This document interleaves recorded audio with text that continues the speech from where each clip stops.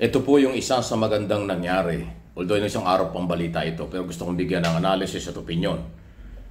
Kasi hindi masyado napapag-usapan. First time na mangyari sa ilalim ni Pangulong Marcos Jr. na tayo ay nakawala na sa Financial Against Task Force ba yun? Financial Action Task Force, FATF, tungkol sa iso ng money laundering. Ang ibig sabihin po niyan, tayo ay pinagkakatiwalaan na ng ibang bansa, ng Financial Action Task Force, na tayo ay meron ng kakayanang pigilan ang maduduming pera. Okay?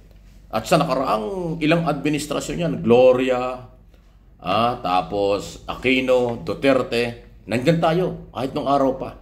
Hindi tayo makawala kasi may pagdududang merong illegal na pera, maduming perang umiikot sa Pilipinas. Kaya tayo sinali dyan. Ngayon, sa ilalim ng Marcos administration, tinanggal na. Ito yung paliwanag ni Undersecretary Claire Castro tungkol sa magandang balitang ito. Nakita po ng Financial Action Task Force or FATF ang naging pagtatrabaho ng Administrasyong Marcos na magampanan ang obligasyon para matanggal o mabawasan ang mga gawaing nauugnay sa money laundering at pagpupondo sa terorismo. Ano po ba itong FATF? Isa itong independenteng organisasyon na binubuo ng 39 na miyembro na nagtatakda ng mga international na pamantayan upang labanan ang money laundering at ang propaganda ng terorismo. May mga bansa po na nailalagay sa blacklist or gray list.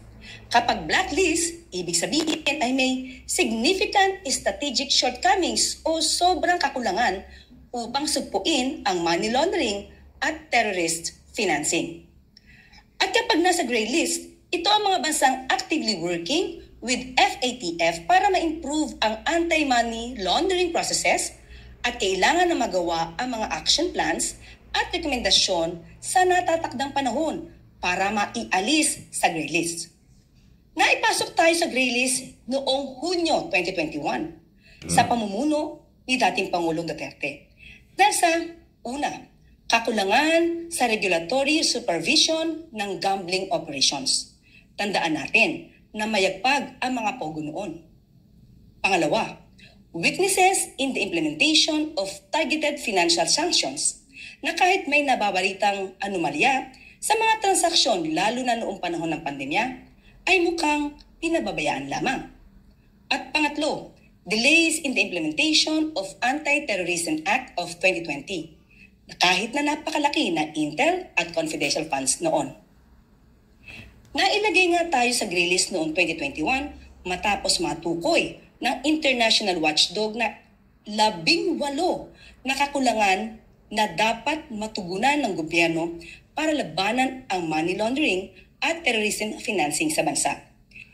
Pero dahil ipinag-utos ng ating Pangulo through the Executive Order No. 33 na kumilos agad-agad upang matanggal ang ating bansa sa gray list, nakita ng FATF ang improvements ng Pilipinas patungkol sa money laundering and terror financing controls. Ayun, Napakalaking accomplishment po ito ng ating Pangulo na matanggal nga ang bansa sa gray list.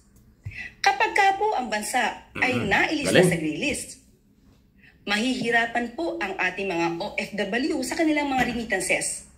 Pati na po ang transaksyong pinansyal ng bawat isa o ng bansa ay maaari pong hindi payagan. Mahihirapan din po tayo makakuha ng foreign investors. Kaya dahil natanggal po tayo sa gray list, hindi na po tayo mahihirapan. Lalong-lalo na ang ating mga OFW na magpadala ng kanilang remittances dahil maiiwasan na po ang pagbabayad ng napakalaking fees. At ayun, napakagandang balita. So 2021, tayo nalagay dyan sa Financial Action Task Force. Kaya po kasi tayo nalagay, hindi naman ganun kadali tayo masama dyan sa listahan ng mga bansa sa mundo na pinagdudahan na may mga posibleng money laundering or volume ng mga pera na galing sa illegal activities or business like terrorism at iba pa. Kasi nung panahon pa ni Gloria at ni Aquino, yan ay problema na. Ang issue sa money laundering. Kaya nakita ng Financial Action task force, ang Pilipinas ay may ganitong problema. Kailangan sumama sila. Kailangan isa-ilalim sila sa FATF. Kaya nga nung panahon ni Duterte, hindi na naiwasan. Isinali na. Pero dahil sa galaw ngayon ng administrasyon ni Pangulong Marcos, ina nga sinasabi ni Yosek Castro, na justify, na patunayan na tayo may ginagawa. Hindi na pwedeng dumaan sa Pilipinas ang volume ng dollars or pera na pinagdududahang galing sa masama or madumi. Kasi merong hakbang na ginawa ang gobyerno ng Pilipinas, ang Office of the President, Bangko Sentral ng Pilipinas at iba pang ahensya ng gobyerno para ito ay labanan. So na-justify na wala na yung gray list na tinatawag, wala na tayo doon. Diba sinabi na rin ni Yosek Castro, totoo naman yun, kaya nga mahaba akong ipinarinig sa inyo.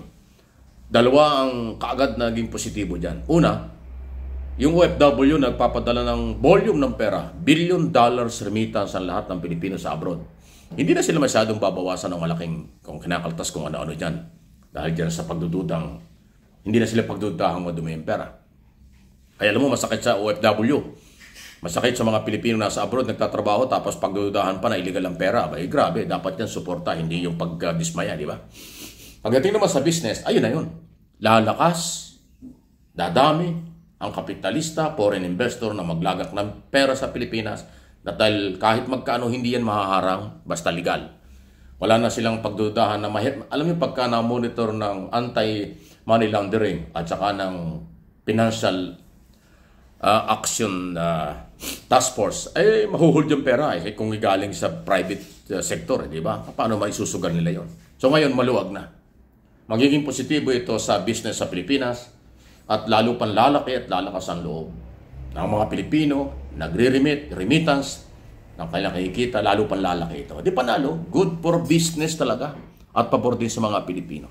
Nangyari sa ilalim ito ng Marcos administration. Siyempre, babasahin ito ng mga kritiko, lalo ng kampo ni Duterte at yung mga wala naman silang nakitang matino sa gobyernong ito, lahat negative. From day one, wala silang nakitang kabutihan Lahat minamasama. Kahit kabutihan kahit positibo na katulad nito, minamali pa rin nila yan. Di ba? Pero kung kayo matalino, may alam nyo kung ano ang good governance, paano ang takbo ng ekonomiya, maintindihan nyo. Tanungin nyo ang lahat ng negosyante. Noong isang araw na interview ko sa telebisyon, sa Channel 4, si Astro del Castillo, masayang-masaya sila. Business analyst yun.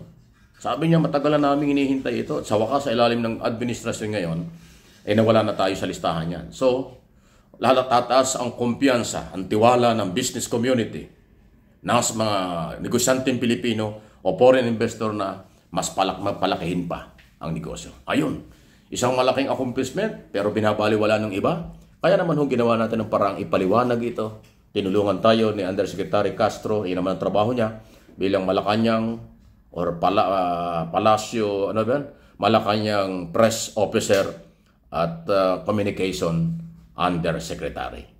Please like and share ng video ito.